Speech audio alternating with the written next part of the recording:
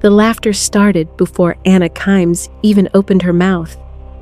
It rolled across the great pack hall like thunder, bouncing off the stone pillars and echoing beneath the vaulted ceiling. More than 100 wolves stood around the ritual circle, their eyes fixed on the lone Omega standing at its center. Anna kept her head lowered.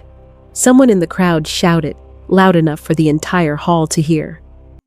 "Go on, Omega! Sing the Luna hymn!" More laughter erupted. The Luna hymn was sacred. It was a song meant only for the true Luna of a pack, the woman chosen by the moon itself. And tonight, the wolves had decided to turn it into a joke. Anna's fingers trembled at her sides. She could feel their stares burning into her skin. Some wolves leaned against the pillars, whispering and pointing. Others openly smirked. At the far end of the hall, and seated on the stone throne beneath the moon crest, Alpha King Robert Montoya watched in silence. His crimson cloak draped heavily over the arm of the throne, the deep red fabric glowing faintly beneath the torchlight. Anna dared to glance up for only a second. Their eyes met. Then Marcus Hale, the pack's beta, stepped forward with a mocking grin. "Sing for us, Anna," he said loudly. "Let's hear the rejected Omega pretend to be Luna." The wolves burst into laughter again. Anna swallowed, and slowly, she opened her mouth to sing. The laughter started before Anna Kimes even opened her mouth. It rolled across the great pack hall like thunder, bouncing off the stone pillars and echoing beneath the vaulted ceiling. More than 100 wolves stood around the ritual circle, their eyes fixed on the lone Omega standing at its center. Anna kept her head lowered. Someone in the crowd shouted, loud enough for the entire hall to hear.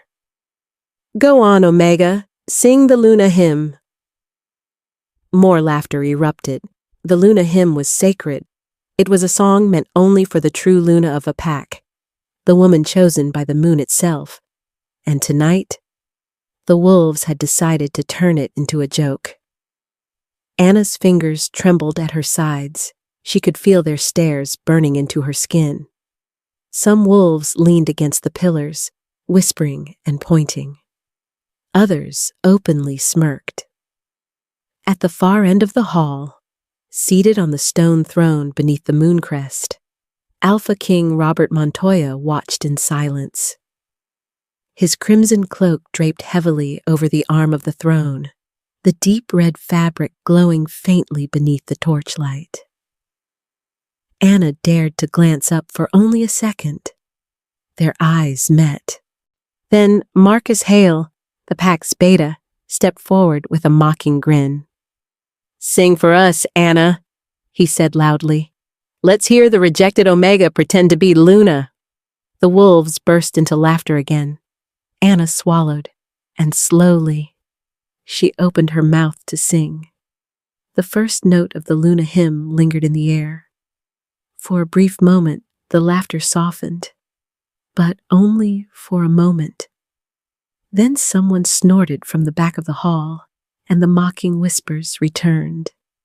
Anna lowered her eyes again.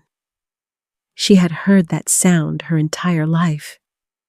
The quiet, dismissive laughter meant only for her. Rejected Omega. The name had followed her through every corridor of the pack's territory. Anna Kimes had been 10 years old the first time the word was spoken aloud. It was the night of the first shift ceremony, when every young wolf was expected to feel their wolf spirit awaken for the first time beneath the full moon. The entire pack had gathered around the ceremonial circle. Children younger than Anna had shifted. Some stumbled awkwardly, some transformed smoothly. But every one of them had felt the wolf answer their call. Everyone except Anna. She remembered standing in the center of the circle, the moonlight pouring down on her shoulders while the elders waited. Nothing happened. The silence that followed had felt heavier than chains. Her father had looked away first. Her mother had wept quietly. And somewhere in the crowd, someone had whispered the word that would follow her forever. Omega. Not the gentle kind of Omega that served the pack with quiet dignity. No, they meant something else. Weak, useless, unwanted. From that night forward, Anna's place in the pack was decided.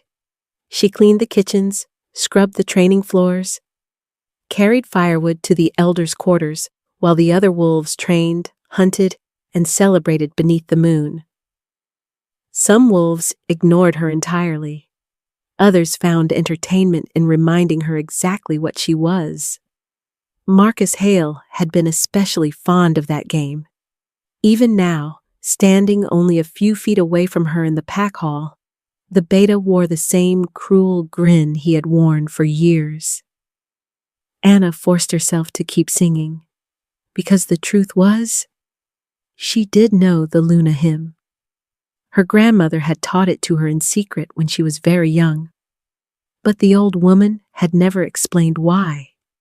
Only once, just before she passed, her grandmother had held Anna's hands and said something that had never quite made sense. One day, child, the moon will hear you. Anna had never believed it, not until tonight, because as the second verse of the Luna hymn rose softly from her lips, something strange stirred deep inside the silent hall. The second verse of the Luna hymn had barely begun when Marcus Hale started clapping, slow, mocking. The sharp sound echoed through the stone hall. "Well, listen to that," Marcus said loudly, turning to the wolves gathered along the walls. "Our rejected Omega thinks she's a Luna." A wave of laughter followed. Some wolves leaned against the pillars, whispering cruel comments to one another.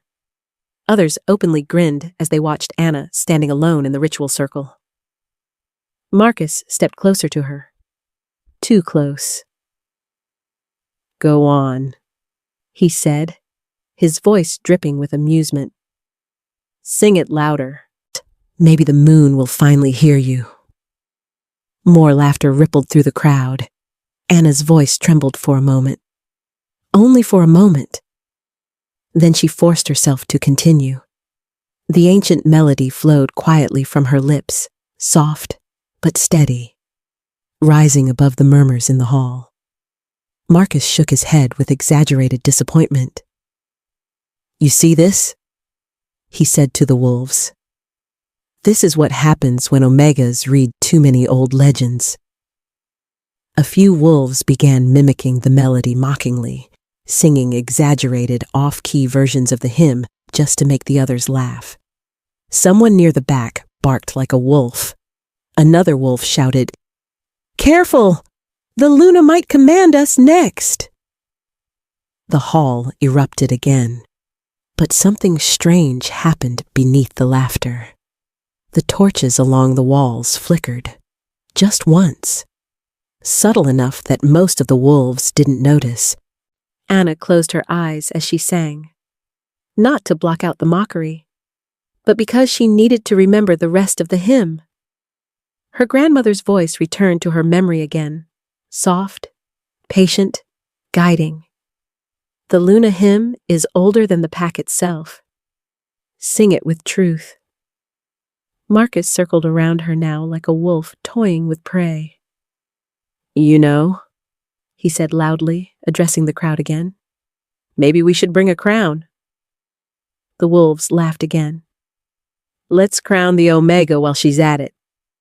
A few of them even pretended to bow. Across the hall, Alpha King Robert Montoya watched the scene unfold from his throne. His expression had not changed, but something about the atmosphere in the room had begun to shift. The laughter was still there. The mockery was still loud. Yet the sound of Anna's voice seemed to carry farther with every verse. And for reasons he could not yet explain, Robert Montoya found himself listening very carefully. Anna drew a slow breath. For a moment, she wondered if her voice would fail her. The wolves around the circle were still laughing. Marcus Hale had turned his back to her entirely now, speaking loudly to the others as if the rejected Omega behind him were nothing more than background noise. But Anna had already started the hymn, and once begun, the Luna hymn could not simply be abandoned. She lifted her chin slightly. The next note rose from her throat, clearer this time. The sound drifted across the stone hall, weaving between the towering pillars and curling upward toward the carved moon crest above the Alpha's throne. Some wolves continued laughing, others only half listened. But the melody carried differently now. It was not loud. It was not powerful. Yet it seemed to settle into the room in a way ordinary songs never did. Anna closed her eyes again as the second line left her lips. The words were ancient, older than the pack itself. She had never fully understood them. Her grandmother had always said the hymn was not meant to be understood, only sung. Under the silent moon we gather. Marcus scoffed loudly. "Oh, listen to that," he said. "She even knows the words." More chuckles rippled through the hall. But Anna kept singing, because something about the melody felt different tonight. The torches along the walls flickered again, not violently, just enough for the flames to dance strangely against the stone. Anna barely noticed. She was too focused on remembering the next verse. Across the hall, however, Alpha King Robert Montoya did notice. His gaze lifted from the crowd and settled once more on the Omega standing alone in the ritual circle. Her voice was still soft, still uncertain. Yet the hymn carried through the chamber with surprising clarity. Robert frowned slightly. He had heard the Luna hymn before, years ago, spoken by an elder during a sacred ceremony, but it had never sounded like this. Something about the tone felt older, deeper, almost as if the sound itself remembered something long forgotten. Anna continued the melody, her voice trembling only slightly now. Around the hall, the wolves were still mocking her, still whispering, still laughing. Yet slowly, almost imperceptibly, their laughter began to fade. Not because they chose to stop, but because something about the sound of the hymn was making it harder to speak. And somewhere high above them, carved into the stone wall of the great hall, the ancient moon crest began to glow faintly. Anna did not notice the change at first. She was too focused on the rhythm of the hymn. The melody flowed gently from one verse into the next, each word following the one before it, the way her grandmother had taught her long ago. She had sung the Luna hymn many times in secret, quietly beneath the trees or in the small wooden house where she had grown up, but never like this, never in front of the entire pack, never while wolves laughed at her. Still, the song continued. Under the silent moon we gather, under her light we stand.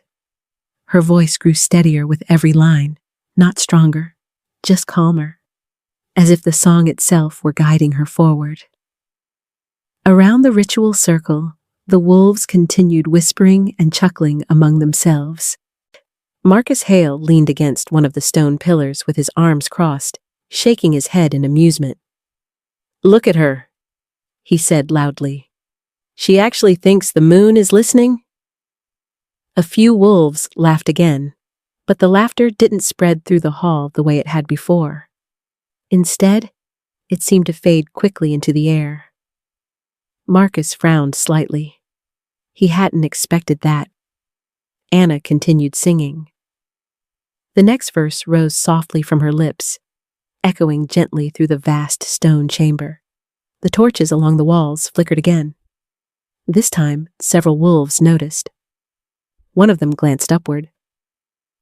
"Did someone open a door?" he muttered. Another wolf shook his head. "There's no wind in here." The flames settled again. The whispers resumed, but the atmosphere inside the hall felt subtly different now, as if the air itself had grown heavier. Anna sang the next line. Her voice carried farther than it should have, gliding across the room and curling up toward the carved moon crest above the Alpha's throne. Alpha King Robert Montoya watched carefully. His posture had changed without him realizing it. He was leaning forward now, one hand resting against the arm of the throne. Something about the sound of the hymn made the wolf inside him restless. Not angry, not threatened, just alert. Across the hall, Marcus shifted his weight. "All right, that's enough," he said suddenly, but Anna did not stop. She barely seemed to hear him. The hymn continued, flowing through the chamber with the same strange calm. Several wolves exchanged uneasy glances. The laughter had disappeared entirely now. Not because the wolves had chosen to stop mocking her, but because the sound of the hymn made it feel strangely wrong to interrupt. Marcus noticed the silence. His smile faded. "Why did everyone stop laughing?" he asked. No one answered, because in that moment, something else happened. High above the throne, the ancient moon crest carved into the stone wall glowed brighter than before. Not like fire, not like torchlight, but with a pale silver shimmer that pulsed softly with the rhythm of the song. And for the first time that night, several wolves in the hall felt their wolf instincts stir uneasily beneath their skin. The silver glow from the moon crest pulsed once, then again, faint, barely noticeable to most of the wolves in the hall. But Alpha King Robert Montoya felt it instantly. A sharp tension moved through his chest, like the sudden tightening of a thread pulled too quickly. His wolf stirred. Not violently, not with the anger that came before a fight, but with the alert awareness of a predator sensing something ancient in the air. Robert straightened slightly in his throne. His eyes remained fixed on the Omega standing in the ritual circle. Anna Kimes. Her eyes were still closed as she sang. Her voice remained soft, almost fragile. Yet every word carried through the hall with unsettling clarity. Robert had heard the Luna hymn before, many times, but never like this.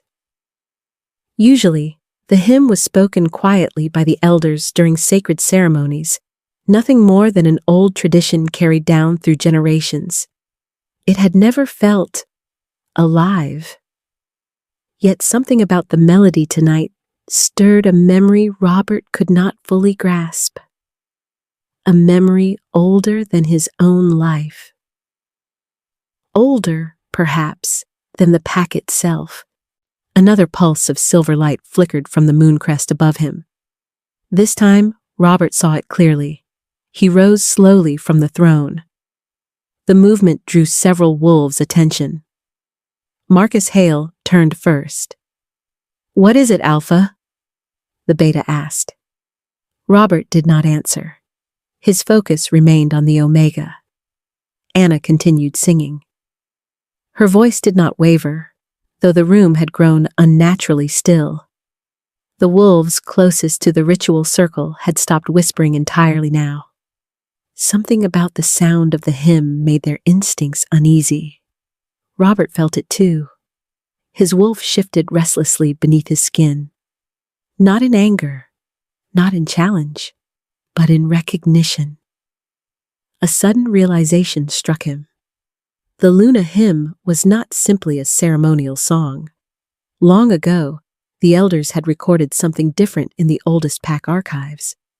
The hymn was meant to do something. It was meant to answer something. or someone. Robert's gaze lifted briefly to the glowing moon crest carved into the stone wall.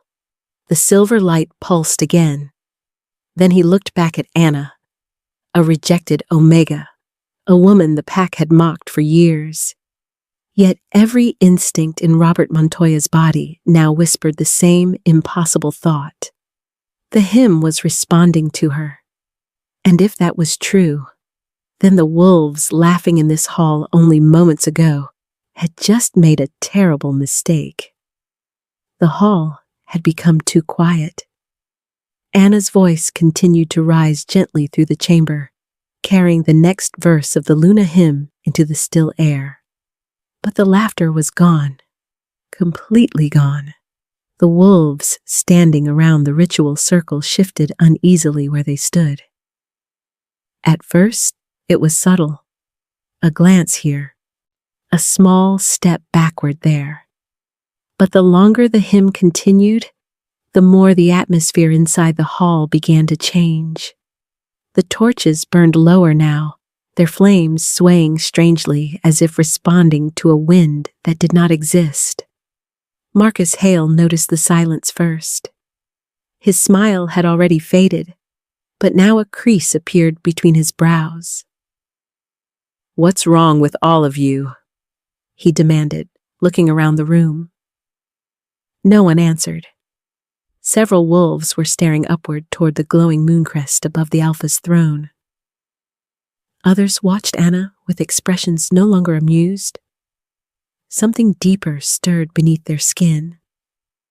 A restless shifting. The wolves could feel it in their instincts. Their wolves were uneasy. One of the younger warriors rubbed the back of his neck nervously. "Do you feel that?" he whispered to the wolf beside him. The other wolf nodded slowly. "It's like pressure." Across the hall, the pack elders exchanged troubled looks. They had heard the Luna hymn many times before, but never like this. Anna's voice continued the melody. The sound seemed to ripple outward from the ritual circle, brushing against every wolf in the room. And with every passing verse, the unease grew stronger. Marcus finally turned back toward the Omega. "Enough!" he snapped. His voice sounded louder now that the room had fallen silent. "Stop singing." But Anna didn't stop. She barely seemed aware of the command. Her eyes remained closed as the next verse of the hymn rose from her lips. Marcus took a step toward her, then hesitated, because the moment he crossed the edge of the ritual circle, a strange chill passed through the hall. Several wolves inhaled sharply. Even Marcus felt it, a subtle, icy ripple moving through the air. The beta stepped back instinctively, and somewhere in the hall, one of the elders whispered a sentence so softly that almost no one heard it, except the Alpha. "That hymn?" The old wolf's voice trembled. "It shouldn't be answering." Anna's voice continued the hymn. The sound rose gently through the silent hall, each word echoing beneath the high stone arches like a memory returning after centuries of silence. But no one was laughing anymore. The wolves stood frozen where they were. Marcus Hale's confident grin had vanished completely now. His eyes moved uneasily between the glowing moon crest and the Omega standing in the ritual circle. "Someone stop her," he said, though his voice lacked the certainty it had carried before. No one moved, because near the front of the hall, one of the oldest members of the pack had slowly stepped forward. Elder Thomas. The ancient wolf leaned heavily on his staff as he approached the edge of the circle. His eyes were fixed on Anna, wide with disbelief. Robert Montoya noticed the change immediately. "Elder," the Alpha said quietly, but the old wolf barely seemed to hear him. His gaze lifted toward the moon crest glowing above the throne, then back to Anna. His voice trembled when he finally spoke. The hymn, Thomas whispered. It's answering her. A murmur spread through the hall. Marcus scoffed nervously. That's ridiculous. But the elder shook his head slowly. No, Thomas said. You do not understand. He turned toward the gathered wolves. The Luna hymn is not simply a sacred song? Several younger wolves frowned. Then what is it? One asked. The elder's voice lowered, heavy with the weight of something long buried in the pack's history. It is a test! The words hung in the air like thunder before a storm. A test left by the moon itself, Thomas continued. One that only the true Luna can awaken. The wolves stared at him in stunned silence. Marcus laughed again, but the sound was strained now. So you're saying the rejected Omega is suddenly Luna? But the elder's gaze remained fixed on Anna. No, Thomas said quietly. I'm saying. He gestured slowly toward the glowing moon crest. The moon may already have chosen her. The hall remained silent. Anna's voice carried the final verse of the Luna hymn into the still air, softer now, like the fading echo of something ancient awakening. The silver glow from the moon crest pulsed once more, then slowly began to fade. Anna's song ended. The final note drifted away beneath the stone arches. For several seconds, no one moved. The rejected Omega lowered her head, breathing quietly, as if expecting the laughter to return. It didn't. Instead, Alpha King Robert Montoya stepped forward. The sound of his boots against the stone floor echoed sharply through the chamber. Every wolf in the hall turned toward him. Marcus Hale opened his mouth to speak, but Robert raised a hand, silencing him instantly. The Alpha continued walking toward the ritual circle, toward Anna. The wolves parted automatically, creating a path. Anna heard the footsteps approaching. Slow. Steady. She lifted her eyes cautiously. Robert Montoya stopped in front of her. For a moment, he simply studied her face. The same Omega the pack had mocked for years. Then something unexpected happened. The Alpha King lowered himself onto one knee. A collective gasp swept through the hall. Marcus stared in disbelief. Several wolves stepped backward in shock. Anna froze. Because an Alpha King did not kneel, not before anyone. Yet Robert Montoya remained there, one knee pressed to the stone floor, his head slightly bowed. His voice was calm when he spoke, but it carried to every corner of the hall. Anna Keems, he said, you were mocked in this hall tonight. His eyes lifted toward the wolves surrounding them. And every wolf here heard it. Robert turned back toward her. Then he spoke the words that shattered the silence. But the moon heard you as well. He rose slowly to his feet, and his gaze swept across the stunned pack. The wolves of this pack have just mocked the one the moon itself answered. No one in the hall spoke. The wolves stood frozen as Robert Montoya's words settled over them like the weight of a storm. Anna Keems could barely breathe. For years, she had stood in these halls as nothing more than a servant, a joke. The rejected Omega no one wanted. And now, the Alpha King himself stood before her. Marcus Hale looked around desperately, as if searching for someone to challenge what had just been said. But none of the wolves moved. Robert stepped closer to Anna. His crimson cloak brushed softly against the stone floor. Then he spoke again, his voice calm but absolute. The moon does not answer mockery. His gaze swept across the pack. It answers truth. Several wolves lowered their heads. Robert turned back to Anna. And before the stunned pack, the Alpha King of the territory spoke the words that would change her life forever. From this night forward, he declared. Anakimes will never again be called a rejected Omega. He extended his hand toward her. She will be honored as the Luna the moon has chosen. But the real question is this: if the pack mocked the Luna, the moon chose, what will happen to the wolves who laughed first? Tell me what you think in the comments. And if you enjoy powerful Alpha and Omega stories like this, don't forget to subscribe to the next one.